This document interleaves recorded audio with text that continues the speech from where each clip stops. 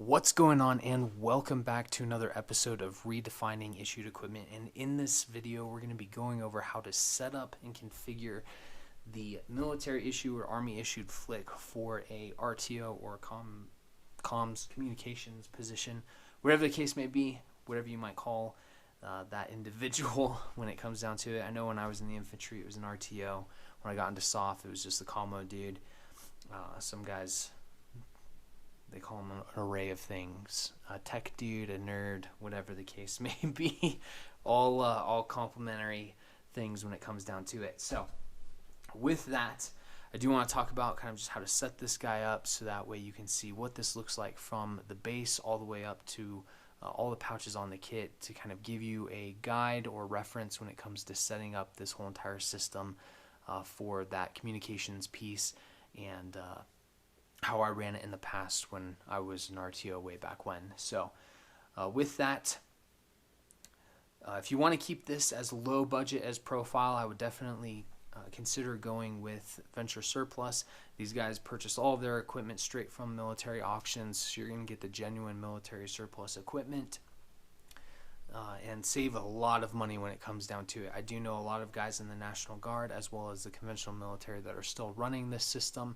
It's kind of at their own discretion because a lot of the newer stuff has been, or a lot of the older stuff has been replaced by the newer TAP system. However, there are times that I do feel that this system is far superior to the TAP system.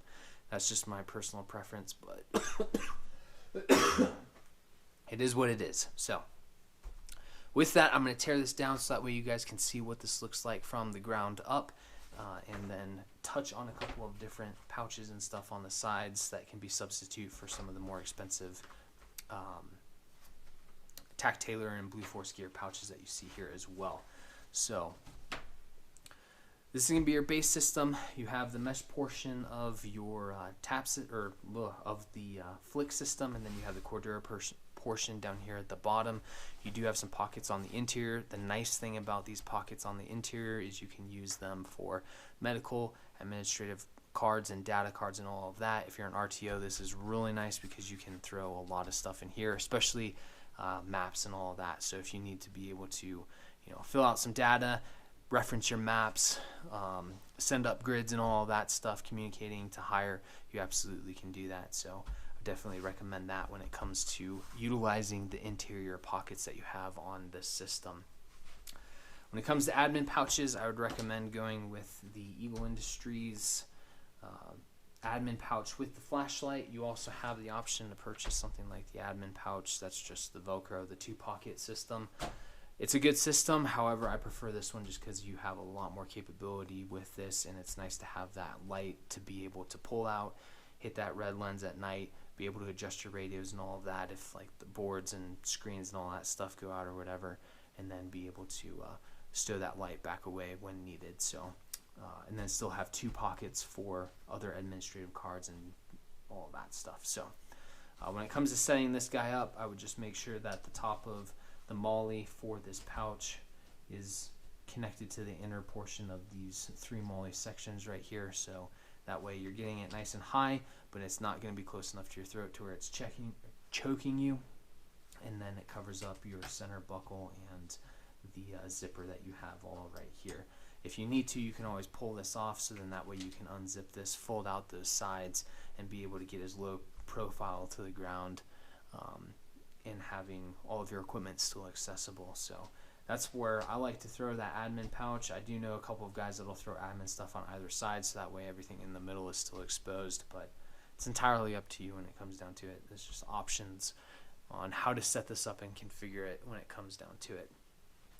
If you want to keep it a little bit more low budget, you can definitely go with the Eagle Industries M4 double mag pouches.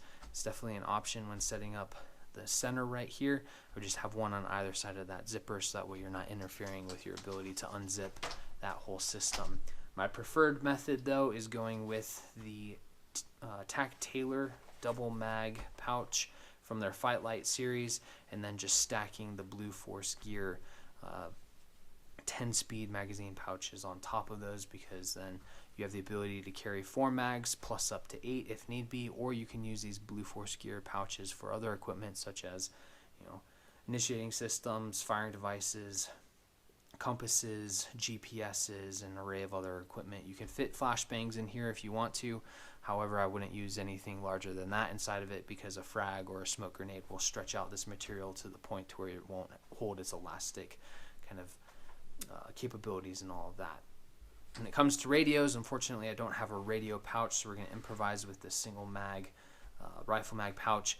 You can throw that on there for your rifle mag, and then take general purpose pouches, throw them on either sides of your magazine pouches and all of that. So that way you have kind of a general configuration. If you need to carry 2 radios, by all means you can absolutely do that and run 2 radios on your kit. However, when I was in RTO, I had 1 radio that was on my kit, and I had 1 larger radio that I carried in a pack on my back. And that's kind of like where the real big difference with this kit setup from your leadership setups is going to be a little bit different. Is you're always going to have a bag or a pack where you're going to carry that larger radio.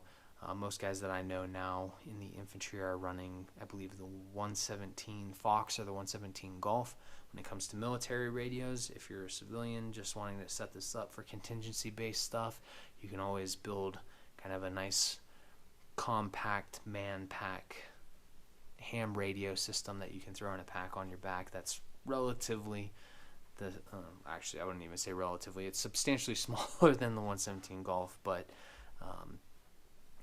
it can be relative in size depending on how you set up everything for those power settings and whatnot. So when it comes to the belt setup, this is where things can kind of be played around with a little bit. If you have a pistol on your belt, by all means set up 2 pistol mags on your non-dominant side to be able to reload your pistol. If you're running that pistol, you have the pistol on the other side. An extra rifle mag pouch, that way you have 4 on your kit, 1 on your belt, 1 in your gun, and then 1 in a general purpose pouch. That way you fill that 7 mag minimum that I know a lot of the infantry is still running. And then you have a multi-tool pouch, your med kit, and then you have a lot of open space for whatever extra or additional equipment that you may want to run. For an RTO, I would just have an additional horizontal pouch to be able to run any type of specific RTO equipment that I may need, especially things like Kick 13s. I know they don't use them anymore. There's new versions of those now, but back when I was in RTO, that's what we had to be able to fill radios quickly. That way you're maintaining your crypto. I don't know what they're using now as far as keyloaders go in the infantry, but you can definitely have those keyloaders stowed in here, and that way you're always keeping that close hold with you, so that way if you have to cut away your plate carrier or you have to cut away your